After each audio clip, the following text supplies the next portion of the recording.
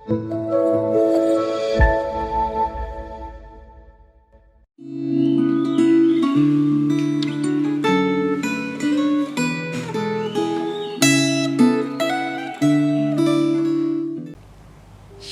jemaat yang terkasih dalam Tuhan. Bersyukur pada hari ini kita kembali bersama-sama akan merefleksikan renungan Gemah. Mari bersama-sama, sebelumnya saya mengajak kita untuk berdoa. Ya Tuhan, terima kasih untuk pimpinan-Mu dari hari ke hari. Bahkan kami ada di awal tahun ini, tahun 2022. Kami mengucap syukur kepadamu ya Tuhan. Dan biarlah sebagaimana pimpinan-Mu yang sama, ya Allah Roh Kudus, biarlah Engkau yang bantu setiap kami di dalam merefleksikan akan firman-Mu. Rindu kami menangkap apa yang menjadi firman-Mu dan semakin bertumbuh di dalamnya. Kami serahkan waktu ini ke dalam tangan-Mu. Dalam nama Tuhan Yesus kami berdoa. Amin. Refleksi Gemah pada hari ini terdapat dari 1 Tawarik 3. 1 Tawarik 3 merupakan lanjutan daripada daftar silsilah yang dimana di dalam 1 Tawarik ini sampai pada pasal yang keempat akan berbicara tentang silsilah. Dan hari ini dalam 1 Tawarik 3 berbicara tentang silsilah keturunan Daud. Pasal yang ketiga ini sampai pasal ayat yang ke-24 kita akan bersama-sama merenungkannya. Namun pada saat ini saya akan membacakan beberapa ayat saja.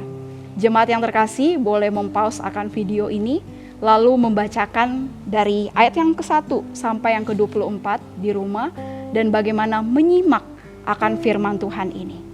Saya akan membacakan beberapa ayat saja yang mewakili akan bagian ini. Ayat yang pertama, inilah anak-anak Daud yang lahir bagi dia di Hebron. Anak sulung ialah Amnon dari Ahinoam, perempuan Yisrael. Anak yang kedua ialah Daniel dari Abigail, perempuan Karmel, dan seterusnya sampai ayat yang keempat. Inilah anak-anak Daud yang lahir di Hebron. Lalu di bagian yang kedua, ayat yang kelima, saya bacakan untuk setiap kita. Inilah yang lahir bagi dia di Yerusalem. Simea, Sobab, Natan, dan Salomo, 4 orang dari Batsyua binti Abiel, dan seterusnya sampai ayat yang ke-9. Inilah anak-anak Daud yang lahir di Yerusalem.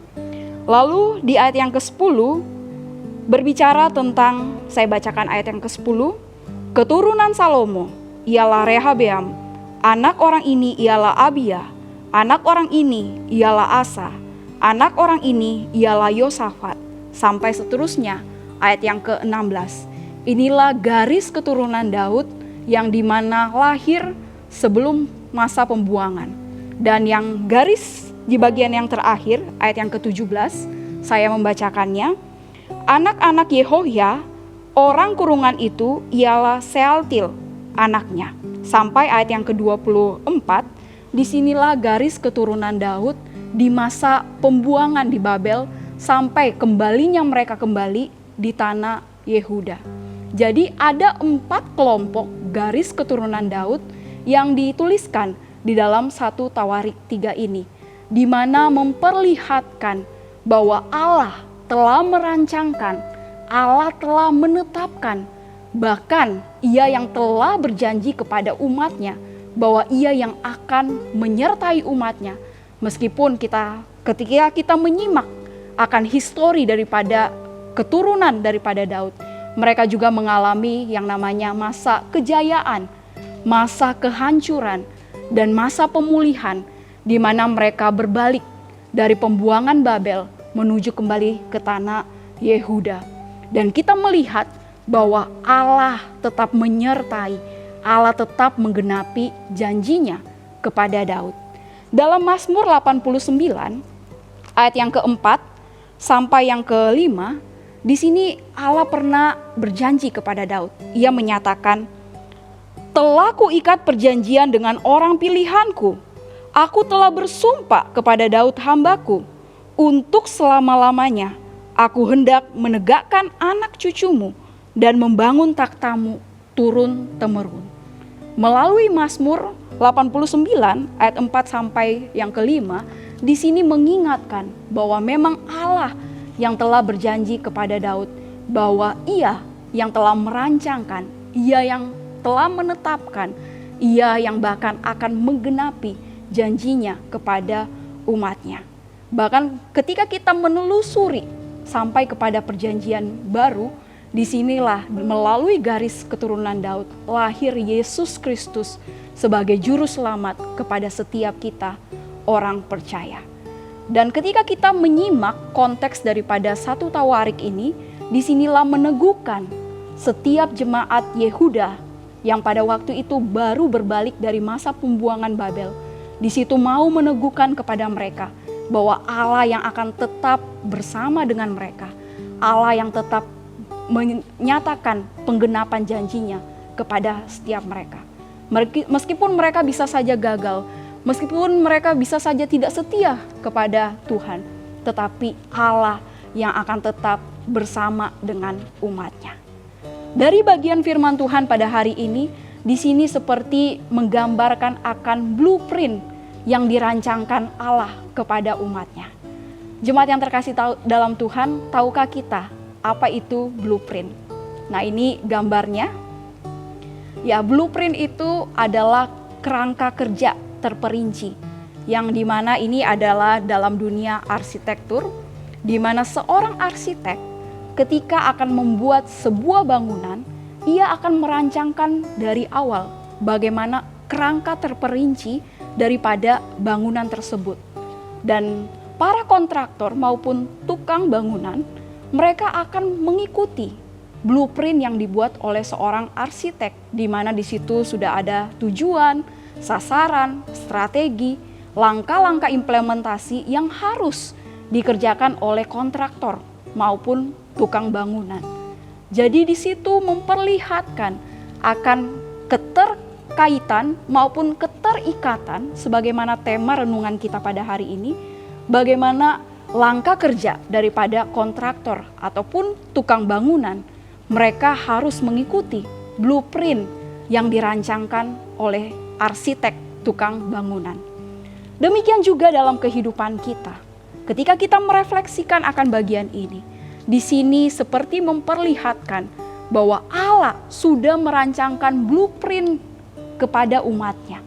Ia yang sudah telah menetapkan, bahkan Ia yang sudah menjanjikan akan penyertaannya kepada umatnya, dan Ia pasti akan menggenapi. Bisa saja umatnya mengecewakannya, tidak setia, tidak mengikuti akan blueprint yang Ia sudah rancangkan. Tetapi dengan cara Allah, Ia akan tetap mengembalikan umatnya kepada blueprint yang sudah dibuat. Tetapi sebagai umat Tuhan, sebagaimana kita belajar daripada garis keturunan Daud pada hari ini, mari kita belajar.